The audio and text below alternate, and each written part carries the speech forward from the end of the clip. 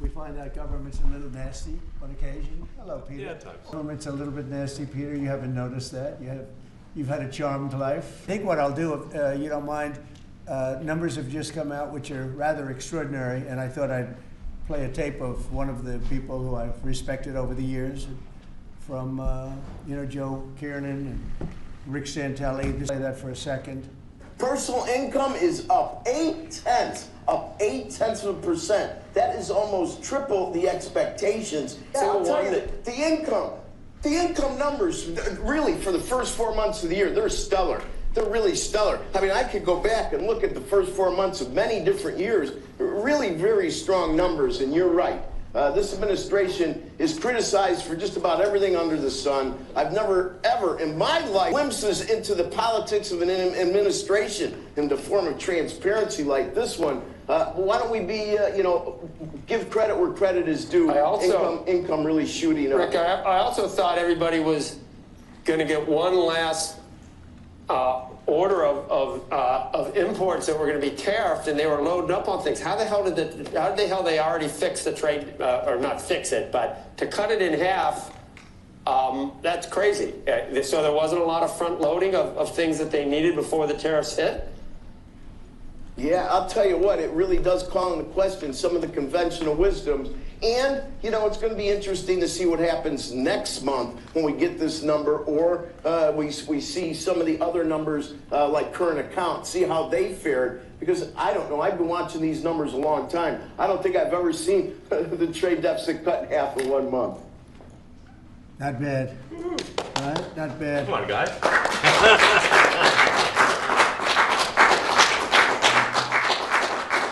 I see Howard and Scott are here, so it's great. You guys want to stand over here? You might as well. You're the ones that help produce those numbers, and it'll only get better. The tariffs are so important, and that's why we were so happy with the decision yesterday where the tariffs continue, because without the tariffs, our nation would be imperiled. We would really be imperiled. I think I can say that with great surety, Scott and Howard. And so we were very happy to get that decision, that big decision yesterday. And today it's about a man named Elon, and he's one of the greatest business leaders and innovators the world has ever produced. He stepped forward to put his very great talents into the service of our nation, and we appreciate it. And I just want to say that Elon has worked tirelessly helping lead the most sweeping and consequential government reform program in generations. And the kinds of things that he's found and his people have found. He's brought a group of very smart people in, and they found things that are pretty unbelievable. I have to say that the numbers that we're talking about are substantial, but they're going to be very much more substantial with time, because many of the things that we're working on right now, we're going to have to remember Elon as we find them, but the numbers could double and triple. Because many things, we don't want to go out with them until we're sure, but we've found things that are unbelievably stupid and unbelievably bad. With the Department of Government Efficiency, Elon's delivered a colossal change in the old ways of doing business in Washington. DOGE has installed geniuses with an engineering mindset and unbelievably talented people in computers. I actually asked Elon one time, what's their primary thing? And they have a lot of primary things, all having to do with being smart. But he said the thing that they're really the best at is working with computers, so that they can't be outsmarted by somebody that's not so honest, that happens to also be good with computers, but not as good as these people. But the mindset in the senior ranks of every federal department, and it's really changed. And with Elon's guidance, they're helping to detect fraud, slash waste, and modernize broken and outdated systems. So as you know, we're talking about various systems and changing systems. And, sadly, it takes a long time to do that. You'll change, let's say, a system at IRS and computerize it properly, where the job can be done in 1/10 the time, but it takes sometimes years to rebuild those systems. But we've started, in many cases, I will say that this has less to do with Elon, but the air traffic control systems, we're bidding out to the best companies in the world, those systems right now. They were what the previous administration was horrible what they did. They spent billions and billions of dollars, And in the end, it didn't even come close to working. They tried to hook up wire to copper, and it can't be done. And they just spent billions of dollars and just wasted money. Actually made the system much worse. So we're going to get a brand new modern system. Congress is working with us on that, and we're going to get it done as quickly as we can. But it's in the works, and once it's done, it'll be good for 30 years. But we have a system that's 48 years old and would have a modern computer hooked into a very outdated computer, and they don't hook up. I mean, they didn't hook up. So after spending billions of dollars, they turned on the system, and in never any cases, from local to countrywide, they never worked. More than 75,000 bureaucrats have voluntarily left their taxpayer-funded jobs to come out and really do the job. Countless wasteful and unnecessary contracts have been terminated, and you know that we have terminated many, many contracts, and many contracts, Elon, are right now being looked at, yes. And it may be 6 months, it may be almost a year in some cases. We're going through procedures, we're going through courts, and we'll remember you as we announce billions of dollars of extra waste, fraud, and abuse. Just as an example, DOGE canceled $101 million for DEI contracts at the Department of Education, $101 million, and that was just a small section of the Department of Education. $59 million for illegal alien hotel rooms in New York City, and the landlord never made the kind of money that he made in the last short period of time. $59 million to a hotel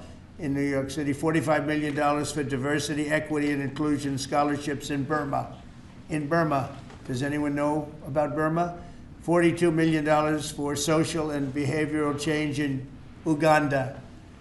$40 million to improve the social and economic inclusion of sedentary migrants. I can say it's $2 billion to Stacey Abrams and her environmental movement. There was $100 in the account, and all of a sudden they found $2 billion in the account. And I assume that's being looked at. I don't know, I'm not sure, but I assume that's being looked at. Think of that, $2 billion. And then Lee will tell you there's another one over there for $20 billion being spent on another environmental cause. $20 billion, not 20 million, a lot, not 200,000, which is a lot. So think of it, in her case, you have $100, and now all of a sudden she gets hit with an infusion of $2 billion just before I take office. $20 million for Arab Sesame Street in the Middle East. Nobody knows what that's all about. Nobody's been able to find it. $8 million for making mice transgender. So they spent $8 million on making mice transgender. And those are better than many of the others. I could sit here all day and read things just like that, but we have other things to do. So it's much, much more than just that. We're totally committed to making the DOGE cuts permanent and stopping much more of the waste in the months to come. We want to get our great, big, beautiful bill finished and done. After that, we put some of this into the bill, but most of it's going to come later. We're going to have it cauterized by Congress, affirmed by Congress. In some cases, we'll make cuts. In some cases, we'll just use it in a different layer to save the money. But it's hundreds of billions of dollars. DOGE has also fully modernized the federal retirement process and continues to work very hard on the IRS modernization. But we're taking that over with DOGE. Many of the DOGE people, Elon, are staying behind, yes, too, so they're not leaving. And Elon's really not leaving. He's going to be back and forth, I think. I have a feeling.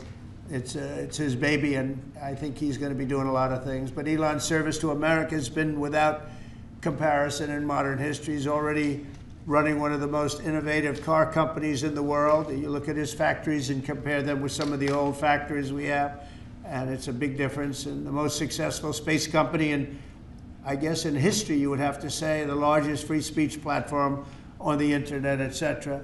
Yet Elon willingly, with all of the success, he willingly accepted the outrageous abuse and slander and lies and attacks because he does love our country. I know that very much. He loves our country. He comes from another country that's going through trials and tribulations, I would say. But he's all about the USA, and Americans owe him a great debt of gratitude. So I just want to thank Elon for his time as a special government employee. Can you imagine? They call him an employee, but it's a special government employee, and for coming and helping us. And he really has changed the mindset of a lot of people. A lot of people thought, you know, maybe we'll cut 1% or 2% or 3%. Then they said, wow, we can cut a lot more than that. And we're going to do it very surgically. We're going to continue on the march. We're making America great again. When I was in Saudi Arabia, and we were in, as you know, 3 really great countries, predominantly the 3. Qatar was great, UAE was great, Saudi Arabia, incredible. Like such an incredible experience to be in those 3 countries. But the Crown Prince of Saudi Arabia, and I must tell you, the leaders, the great leaders of the other 2 that we just mentioned, they all said the same thing, that the United States is the hottest country right now anywhere in the world. And 6 months ago, we thought it was dead. It was like a dead country. And it would have been a dead country if we didn't have the right result on November 5th. There would have been a horrible, horrible situation was going on with the borders, with transgender for everyone, men playing in women's sports, and so much more. But they were saying the hottest country anywhere in the world. And then I played that little clip because that was one person who's respected, or 2 people, because Joe was in that one too. Joe's a good man. But that was one group of people saying something about the success of what we've done over the last 4 months. They cannot believe it. In the one case, they said they've never seen anything like it as long as they've been doing what they've been doing. They've been doing it for a long time. So I want to thank Elon for helping. And again, you know, the United States right now is the hottest country anywhere in the world. There's no country as hot, and we're doing really well. We came, when I left, we had no wars, we had no problems. We defeated ISIS, we rebuilt our military, and we had no inflation. And when I came back, we had a lot of inflation. We had wars all over the place. We had the embarrassment in Afghanistan where we gave up billions and billions of dollars of military equipment, the most embarrassing moment in the history of our country, I believe. I believe that strongly.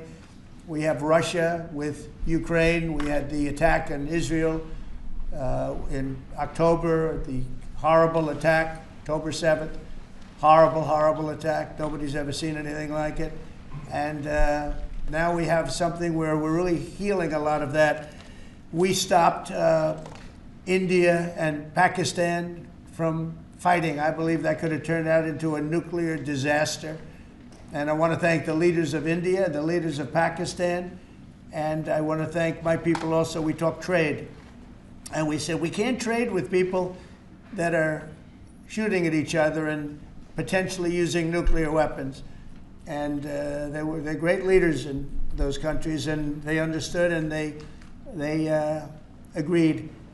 And that all stopped, and we're stopping others from fighting also, because ultimately we can fight better than anybody. We have the greatest military in the world. We have the greatest leaders in the world. We put one of them in charge of the Joint Chiefs of Staff, as you know, General Raisin Kane. And we wiped out ISIS, completely wiped out ISIS in 3 weeks. They said it would take 5 years, and we did it in 3 weeks. And that's the way it is, but we don't want to have to use our military. We want to be peace through strength when we can, and that's the way we're going to have it. So I just want to thank Elon and all of his people. Most of those people are staying, almost all of them are staying, and they're going to be with us. And you're going to see the results coming long into the future. Even a year and 2 years later, you're going to see a lot of the results, and those hundreds of billions of dollars are going to be adding up, and they're going to continue to add. It'll be interesting, really interesting to see what the final number is going to be. But again, Elon gave an incredible service. Nobody like him, and he had to go through the slings and the arrows, which is a shame because he's an incredible patriot. The good news is that 90% of the country knows that, and they appreciate it, and they really appreciate what he did. And I gave him a little special something we have here. Thank you. A very special that I give to very special people. I have given it to some, but it goes to very special people, and I thought I'd give it to Elon as a presentation from our country. Thank you. Thank you, Elon. Thank you. Take care of yourself. Thank you. I've seen the lock. The lock on this is amazing. That's right. Large lot. Well, let me say perhaps a few words that this is not the end of DOGE, but really the beginning.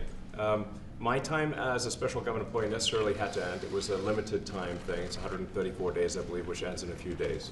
So, so that it comes with a time limit. But the DOGE team will only grow stronger over time. The DOGE influence will only grow stronger. It's I'd liken it to sort of Buddhism. It's like a way of life. So it is permeating throughout the government. And I'm confident that over time we'll see $1 trillion of savings and a reduction in $1 trillion of waste and fraud reduction. The calculations of the DOGE team thus far, in terms of an FY25 to FY26 delta, are over 160 billion, and that's climbing. We expect that number will probably go over 200 billion soon. So I think the DOGE team is doing an incredible job. They're going to continue doing an incredible job, and I'll continue to be visiting here and be a friend and advisor to the president, and I look forward to times being back in this amazing room. By the way, isn't this incredible? Look at this incredible. I mean, it's stunning. I think the way that the Oval Office, how the president has just completely redone the Oval Office. It's beautiful. I love the gold on the ceiling. Thank you. It's pretty nice. Yeah. That's been there a long time. That was plaster. Nobody ever really saw it. They didn't know the eagle was up there, and we highlighted. It's essentially it's a landmark, a great landmark, and that's 24 karat gold, and everybody loved it. And now they all see it when they come in. So it's been good. The Oval Office finally has the majesty that it deserves, thanks to the president. So I look forward to continuing to be a friend and advisor to the president, continuing to support the DOGE team. And we are relentlessly pursuing $8 trillion in waste and fraud reductions, which will benefit the American taxpayer. That's it, really. Thank you, Mr. President. Thank you. Right. Great job. Thank you. Thank you, President Trump. The president mentioned that you had to deal with all the slings and arrows during your time at DOGE. There's this. Well, some of the people, some of the media organizations in this room were the slingers. Well, so there is a New York Times report today that accuses you of blurring the line between. Is the New York Times, is that the same publication that got a Pulitzer Prize for false reporting on the Russiagate? Is it the same organization? I got to check my Pulitzer It counter. is. It is. But so I think the judge just ruled against the New York Times for their lies about the Russiagate hoax, and that they might have to give back that Pulitzer Prize. That New York Times. Let's move on. Okay, then Next President question. Trump. I got one for President Trump.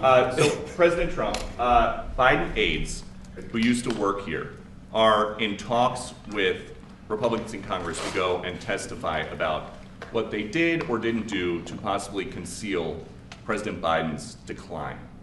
Do you think that Dr. Jill Biden should also have to come in and testify about what she did or didn't do?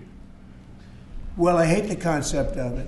It's the wife of a man who was going through a lot of problems, and everybody that dealt with him understood that. And I guess it came out during the debate loud and clear. That was the biggest signal of all.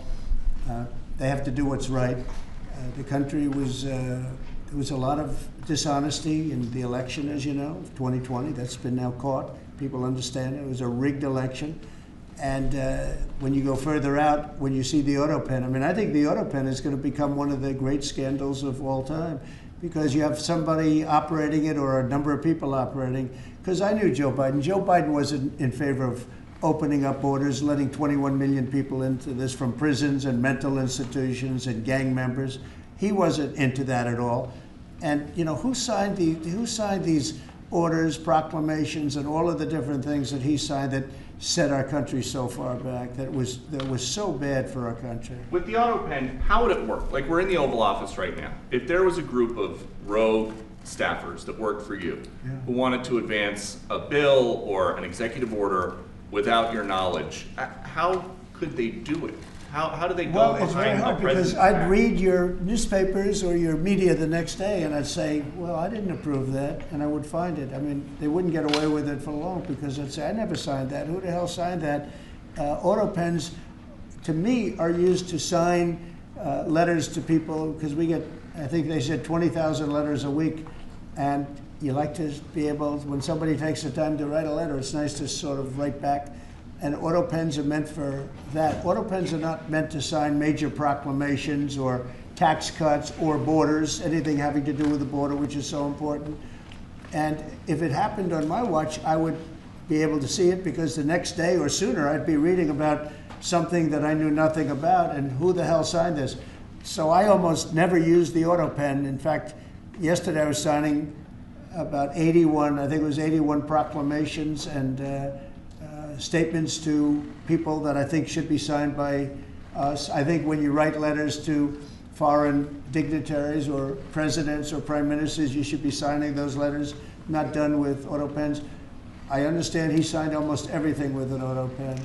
It's a very dangerous thing. It really means you're not president. Whoever operated the auto pen, and we think we know who that is, and it was actually more than one person, but that's not what the presidency is all about. I hardly used to use it.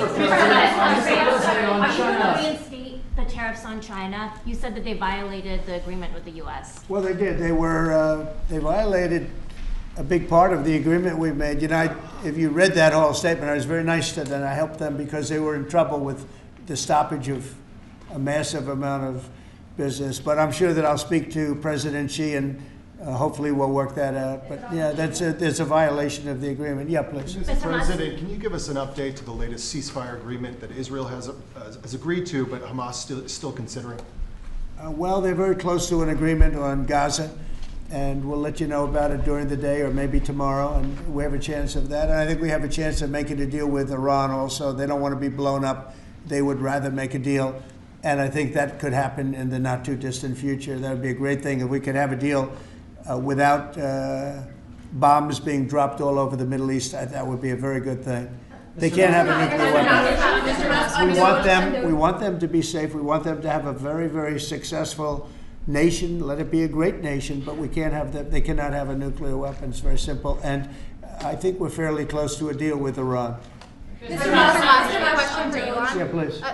You said just now that you look forward to being a friend and advisor to the president. So do you Well, I am. expect to continue advising the president and DOGE informally, or are you going to sort of shift your focus entirely to your companies? Well, I expect to continue to provide advice whenever the president would like advice. I hope so. I mean, yeah, I expect to remain a friend and an advisor, and certainly if there's anything the president wants me to do, I'm at the president's service. Mr. Musk, on DOGE, you said that there was $1 trillion promise for cuts from DOGE. Yes, I think we do expect over time to achieve the $1 trillion. But what have you found in your time here was the biggest roadblock to getting those cuts? Was it the cabinet, or was it Congress, or something else? What was the biggest roadblock from your work? It's mostly just a lot of hard work. It's really not any one person or Congress. It's going through really millions of line items and saying just each one of them makes sense, or does not make sense. Obviously, at times when you cut expenses, those who are receiving the money, whether they're receiving that money legitimately or not, they do complain. And you're not going to hear someone confessing that they received money inappropriately. Never. They're going to always say that they received money appropriately for an important cause. Naturally, that's what you'd expect. So we just have to. It's just a lot of work going through the vast expenses of the federal government and just really asking questions. What's this money for? Are you sure it's actually being used well? Many times we can't even find anyone who defends it. So for a lot of the expenses, there is actually no defender at all. And then we have to just work through the process of stopping the spending, where there's often literally no defender. Nobody even knows why the money's being spent. It's truly absurd. I mean, we find situations where there are millions of software licenses with 0 people using them. 0. Exactly. This is the quizzical expression. You're like, surely, if there's millions of software licenses, someone should be using them. No, and then we've got to go through the process of saying, okay, look, if no one's using the software, we need to terminate this software license agreement. That's everywhere in the government, by the way. Mr. Musk, what do you think would be easier, colonizing Mars or making the government efficient? It's a tough call, but I think colonizing Mars and making life multi-planetary is harder. And as I said, we do expect to achieve over time the $1 trillion of savings. We can't do it in like a few months, but if you say by I think the official end of DOGE, which the president may choose to extend, is the middle of next year. If you say by the middle of next year, with the support of the president and Congress, could we achieve $1 trillion of savings? I think so. We're on track to do so. Do you have faith that Congress is going to? Mr. Musk. Thank you, Mr. President. You had mentioned earlier in the week that DOGE had become a whipping boy, and as the president mentioned, you went through a lot to go through this process. Yes. Was it worth it for you, and what would you change? Yes, so what we found was happening was that if there were any cuts anywhere, then people would assume that was done by DOGE. And so we became like essentially the DOGE boogeyman, where if any cut anywhere would be ascribed to DOGE. A friend of mine's daughter, who's at law school at Georgetown, thought that DOGE had cut the Senate, internships the legal internships for the Senate, and we have nothing to do with that. So if they have been cut, it's not to do with us. Just as an example. So it just became a bit ridiculous where any cut anywhere was somehow DOGE, and including things that made no sense, and we would agree made no sense. There are many things that occur in the government because it's the banal evil of bureaucracy. It's sort of the frankly largely uncaring nature of bureaucracy. It's as the great Milton Friedman said, money is spent most poorly when it is someone else's money being spent on people you don't know, and that's how federal spending is. And then you can't really even blame the individuals because the way the government works is complaint minimization. So when you do try to, when someone within the government tries to stop that money being spent, there's usually someone that complains. And then their manager will say it's not worth the trouble, just pay it anyway. That happens over and over again. So was it I think it was an important thing. I think it was a necessary thing, and I think it will have a good effect in the future. Thank you, President Trump. This week there was a video on board a plane that showed the First Lady of France slapping her husband, Emmanuel Macron. Do you have any world leader to world leader marital advice on Make sure the door remains closed. That was not good. Yeah. No, I spoke to him, and he's fine too. They're fine. They're two really good people. I know them very well, and I don't know what that was all about, but I know them very well, and they're fine. What do you think about this Democratic Party plan to avoid being swept in every battleground state again by spending $20 million to study how to speak to American men? Well, you know, they spent 2.8 billion. We spent 1.5. We spent much less. We spent about half of what they spent, and at the end they were $28 million short. They had to be. They spent 2.8 billion. It's a lot, but they couldn't get 28 million at the end, and now they want to spend. I read that they want to spend money to learn how to talk. That's fake. You don't want to be fake. You shouldn't have to hire consultants to say what America needs, because then the consultants should be running the deal, not them. But I read that they want to spend a lot of money in each state. So we won all 7 swing states, 7 out of 7. We won a lot more than that. We won the popular vote. We won everything, and they want to spend money to find out what they did wrong. And I mean, I could tell you what they did wrong. I could tell you every one of their programs. When they say men playing in women's sports, I would say that's not a winner. When they say transgender for everybody, I think that's not a winner. When they say open borders so the entire world population of criminals can pour into our country, I don't think that's a winner. I mean, I just gave them that for free, but I don't know if they'll change their ways. I see them all the time. I see people that I know in Congress, Democrats, they're trying to justify some of the things I just said. You can't justify them. They're, you know, I always hear they're 80-20 issues. I say they're not 80-20, they're 97-3. They might be 99-1. They're not 80-20. They wish they were 80-20. And they're wasting a lot of money if they're going to continue with that nonsense. And this one's a little bit more of a page 6 question, but back when you hosted The Apprentice, you mentioned once in 2012 that Diddy was a good friend of yours back then. He has since found himself in some very serious legal trouble. Yeah, that's true. Would you ever consider pardoning him? Well, nobody's asked. You had to be the one to ask, Peter, but nobody's asked. But I know people are thinking about it. I know they're thinking about it. I think some people have been very close to asking. First of all, I'd look at what's happening, and I haven't been watching it too closely, although it's certainly getting a lot of coverage. I haven't seen him. I haven't spoken to him in years. He used to really like me a lot, but I think when I ran for politics, he sort of, that relationship busted up from what I read. I don't know. He didn't tell me that, but I'd read some little bit nasty statements in the paper all of a sudden. You know, it's different. You become a much different person when you run for politics and you do what's right. I could do other things, and I'm sure he'd like me, and I'm sure other people would like me, but it wouldn't be as good for our country. As we said, our country's doing really well because of what we're doing. So I can't, it's not a popularity contest. So, I don't know, I would certainly look at the facts. If I think somebody was mistreated, whether they like me or don't like me, it wouldn't have any impact on me. Mr. President, on the big beautiful bill, would you like to see the Senate build in some support for your tariffs on the big beautiful bill, or should that be a standalone bill? I have great support on the tariffs. I mean, I was so honored that we got that ridiculous stay lifted, because that would have taken away presidential power. It would have taken away everything that was granted by the founders. It would have been a terrible thing. And it would have, most importantly, would have left us vulnerable. We have a lot of countries that use tariffs on us and use them viciously, actually, viciously.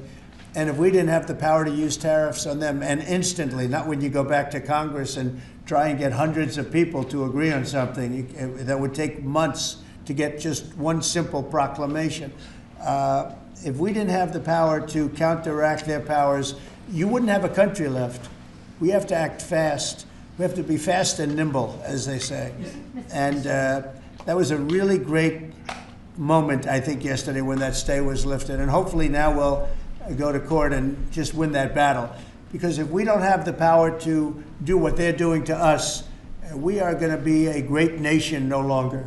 Elon Musk was once idolized by folks on the left in this country before joining your administration. Now he's considered a hero by conservatives.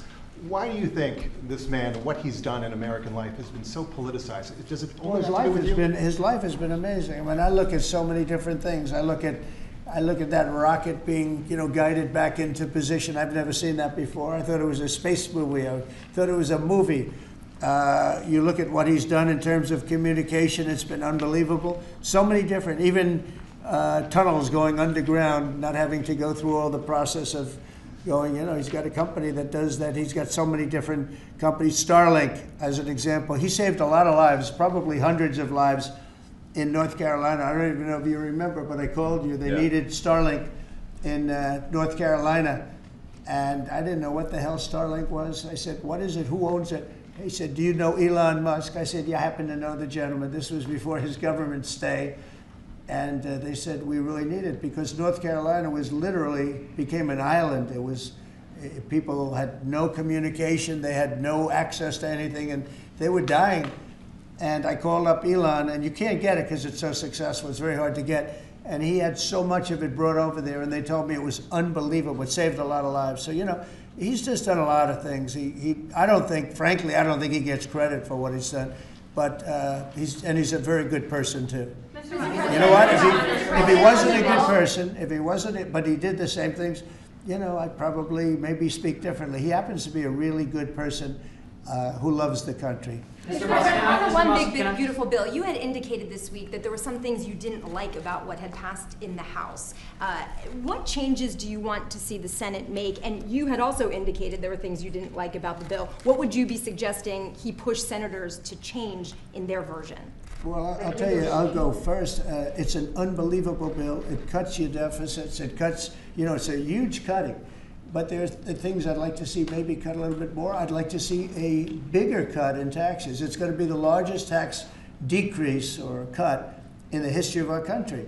I'd like to see it get down to an even lower number. I was shooting for a slightly lower number. I would have liked to have done that. But with all of that being said, when you look at the tax cut and the fact that the original tax cut, which made us so successful, we had the most successful 4 years in the history of our country, the economy, and this is going to be even better. And you see that by the reports that came out just yesterday or tonight. I guess they were released this morning at 8 o'clock.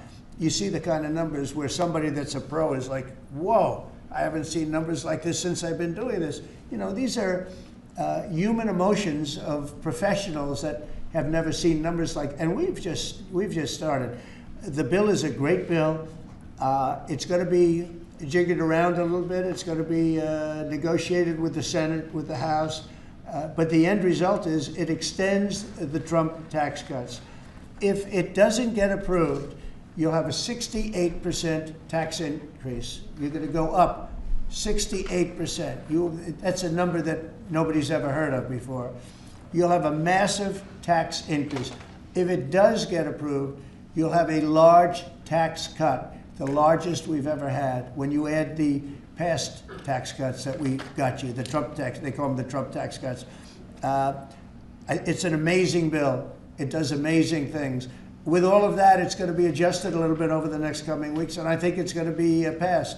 The Republicans want to pass it. With all of the great things it does, including an extension of debt, it's the extension. We have to extend the debt. If we don't extend debt, we're in default. Now, the Democrats might like our country to be in default, but in 250 years, we've never been in default. That was handed to them by a very well-meaning man that gave it to them because he thought it was the right thing to do. It could have been their problem before the election, but this man thought it was the right thing to do, and he was well-meaning. I don't hold anything against him for that, but that was put on our plate when it should have been on the Democrats. September 28th, a famous date. It should have been taken care of by the Democrats, but this person, a man of power, gave it to us so that in June that comes due. Well, we have to take care of that because if we don't take care of it, we have a country in default, and we don't ever want to have a country in default. You know, I'll tell you, a certain senator, Elizabeth Warren, said that she would never, ever allow a default on our debt. She would never let it happen, and she would like to get rid of the debt ceiling, what's called the debt ceiling. I call it the debt extension because we really need an extension, that she'd like to see that gotten rid of. And there are many people that agree. Many Democrats agree with that. But we gave that through, and you know, I don't want to say an error. He did it well-meaning. They gave that to us. It was a Democrat problem just before the election. Would have had a huge impact on the election. And to our benefit, we won anyway, but to our benefit. But felt that really for the good of the country, we should extend that. But Elizabeth Warren and various other people would like to see that, her whole career she wanted to see it terminated, gotten rid of, not being voted on every 5 years or 10 years. And the reason was because it's so catastrophic for our country. And I always agreed with her. That was one thing I agreed with her on.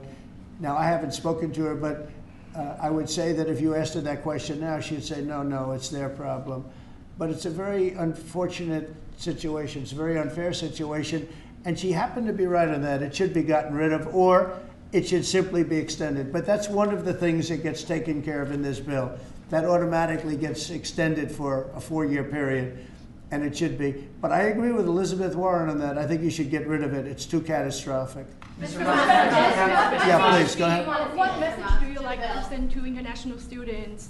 Are they still welcomed to study in the United States? And one question for Mr. Musk. To students? Well, we want to have great students here. We just don't want students that are causing trouble. We want to have students. I want to have foreign students. I think Harvard, you know, it's close to 31%. That's a lot. Our country's given $5 billion plus to Harvard over a short period of time. Nobody knew that. We found that out. I wouldn't say that was a DOGE thing, but we found that out over a period of time. That was sort of a Trump thing. we ended up in litigation for other reasons because they're very anti-Semitic. And in finding out and in going through the books, we found out that the country gave them $5 billion plus, much more than that actually. And we're having it out with them, and let's see what happens. I think we have a very good, well, it's a very sad case. It's a case we win. We can't lose that case because we have the right to make grants. We're not going to make any grants like that. But I don't think Harvard's been acting very nicely. I think Columbia wants to get to the bottom of the problem. They've acted very well. And there are other institutions, too, that are acting, but Harvard's trying to be a big shot. And all that happens is every 3 days we find another $100 million that was given. 2 days ago, we found $200 million more. The money's given to them like gravy. I'd like to see the money go to trade schools, where people learn how to fix motors and engines, where people learn how to build rocket ships, because you know somebody has to build those rocket ships. Yeah. And I'd like to see trade schools set up, because you could take $5 billion plus hundreds of billions more, which is what's spent, and you could have the greatest trade school system anywhere in the world. And that's what we need to build his rockets and robots and things that he's doing, and to build lots of other things. And you know, I went to school with people. In some cases, they weren't good students, but they could fix the engine of a car better than anybody I've ever seen. They could take it apart blindfolded. They had an ability at that. And they did very well. They made a lot of money. You know, it's a very skilled job. It's great. But I'd like to see a lot of money going into trade schools. I've always felt that. And we probably found our pot of gold, and that's what's been wasted at places like Harvard. And the money's been wasted. Yeah, please. Yeah, well, I wanted to ask quickly, Mr. Musk, is your eye okay? What happened to your eye? I noticed there's a bruise there. Well, it wasn't. I wasn't anywhere near France, so. But what does that mean? No, I didn't notice his eye. First lady of France. Getting slapped, you know. I didn't notice. Yeah, no, I was just horsing around with Lil X, and I said, "Go ahead, punch me in the face," and he did. Turns out, even a 5-year-old punching you in the face actually does. That was X that did? Yeah. X could do it. If you knew X, he I could saw do his it. mom right now. But I didn't really feel much at the time, and then I guess it bruises up. But I was just horsing around with the kids. I didn't basically. notice it actually. President Trump, I got one. I know that you try to stay pretty neutral because not your war, but as And by the way, not my war. I just want to solve the problem for people. This was not a war that was going to happen if I were president. Right, and so not your war, but as you try to fix it, and as you survey this hellscape of the Ukrainian front lines, it's horrible. And you guys, you and your team deal with a very stubborn Vladimir Putin. Yeah. Do you look? And Zelensky. Yeah. But do you look at this Very conflict stubborn Zelensky too. any differently now? Like, do you look at this and see Putin as the good guy or the bad guy? So I've known him very well, and I went through a lot of things with him because Russia was, you know, the Russia hoax turned out to be a total hoax. New York Times, they got a Pulitzer Prize. They have to give back the Pulitzer Prize. That's my lawsuit, and they're doing very poorly in that lawsuit. But you know, they wrote stories about how it was true and it was false, and you know, a lot of Washington Post also. I have gotten to see things that I was very surprised at. Rockets being shot into cities like Kiev during a negotiation that I felt was maybe very close to ending. We were going to solve a problem, and then all of a sudden rockets got shot into a couple of cities and people died. I saw things that I was surprised at, and I don't like being surprised. So I'm very disappointed in that way. With that being said, I'd like to see it end. 5,000 people, I think the number's even more than that, but 5,000 people a week are being killed. Mostly soldiers, but also people that live in little cities and towns throughout Ukraine. And I'd like to see that stop. And I asked Caroline this yesterday, but I want to ask you directly. So many of the things that you're trying to do are held up in court right now. If the courts are going to have so much influence over U.S. policy, do you wish you would have just become a judge instead? Yeah, well, look, it wasn't meant to be that way. If you look at the founders, the president had certain powers, and you have your three groups, and they all had supposed to be pretty equal powers. But you can't have a judge in Boston running foreign policy in places all over the country, because He's got a liberal bent, or he's a radical left person. That's what the executive branch is for. And you have checks and balances. But we had millions of people pour into our country. Many, many criminals poured into our country. Murderers, mental institutions from all over the world being emptied out into our country. And if we don't get them out and get them out quickly, could lose your country very easily. This is a bad, that anybody would allow this to happen to our country. You know, with all of the things, we took over inflation, we took over some wars, we took over a lot of problems that didn't exist when I was president. None of it existed. We wiped out ISIS. Other than that, we had no wars. Putin was never going to hit Ukraine. Israel would have never been attacked. That attack, as you know, Iran had no money. They didn't have money for Hamas. They didn't have money for Hezbollah. They had no money whatsoever. That wasn't going to happen. All of these things that happened weren't going to happen. You wouldn't have had inflation. So it's very sad when I came back. But the thing that is the hardest is that they allowed 21 million people into our country, and many of those people are stone cold criminals. They moved their criminal population into the United States, and of all the things that, you know, are bad, I solved inflation, I believe, already. I got the fuel prices down. The fuel prices came down. That's one of the reasons. They screwed up the energy. They screwed up the cost of gasoline and oil and gas. And you had tremendous inflation, the greatest inflation probably in the history of our country under Biden.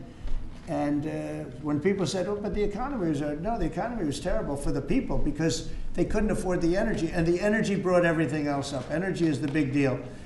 But with all of that, we solved that already. In 4 months, we solved it.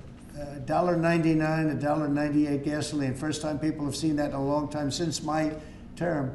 But the hardest thing to solve is millions of people pouring into our country, many of whom are criminals. Because remember, these countries are smart. Their leaders are very street smart. They're sending the people that they don't want. They don't want the people that are there, that are law-abiding, that are productive, that are working hard. They want people that are in jails. We have them. They allow them to come in. And I always look to the other side, like, why would somebody do something? You know, in business, I try and study, why would they want to do this? Why would they want to sell it? Why would they want to buy it?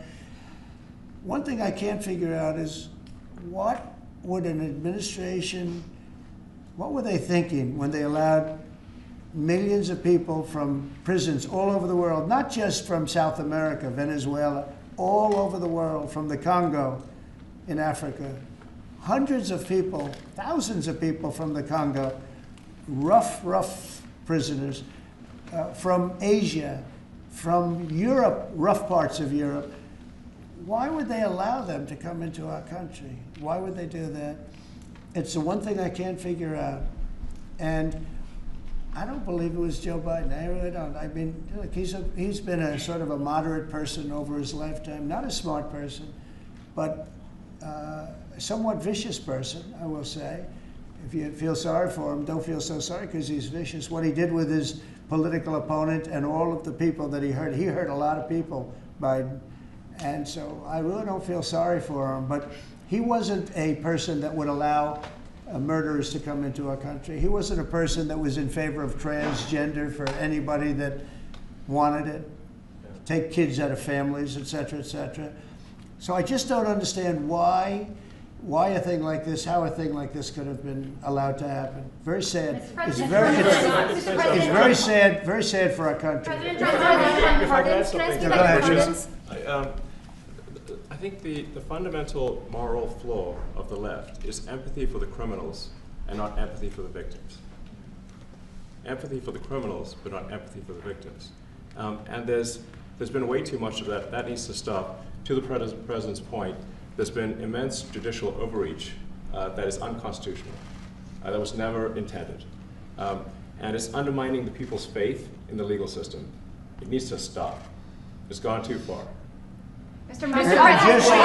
And just today, we had, just a couple of hours ago, we had a great decision from the Supreme Court, thank goodness, that was very important. We had two important decisions yesterday on the tariffs because, again, we have to be able to fight fair fight with other countries. Howard, would you say we have to be able to use tariffs to fight people that use tariffs on us? I mean, if we didn't have that power of tariffs, we would economically be destroyed as a country, because they will destroy us. Other countries will destroy us with unchecked tariffs. We can check them when we have the use. They tried to take that power away from us, and if you take that power away, we're not going to have a country. We won't have an economically viable country.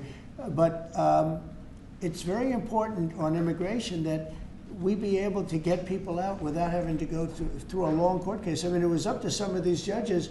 Every single one of these millions of people, criminals, prisoners that were let go from jails because they save a fortune when they do. They brought them into the United States. You know what they're saving? The money they're saving? But some of murderers, it's very important that we're able to get those people out of here fast, bring them back to their country where they belong. And those countries take them, because if they don't take them, they have to go through the wrath of the United States, and they take them.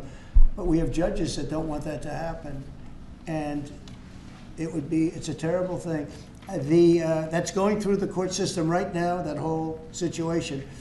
But when ICE and with Border Patrol, they've done an incredible job. When they do this incredible job and they capture 100 killers and drug dealers, and we can't keep them for years here as we go through trials. We have to get them out rapidly, and we know who they are. We know who they are, and we're very careful about who they are, but we have to get them out rapidly, or again, we're not going to have a country, okay? Maybe one or two more. Go ahead. Are you concerned that tariff may also affect companies like Tesla, which has parts manufactured abroad? And this is also to you, Mr. Musk. Well, he's going to end up building his whole car here. I mean, I thought he built his whole car. Pretty much he does. He's got incredible factories, and like I looked at one in Texas. It's unbelievable. I know all of the manufacturers will build their parts here too.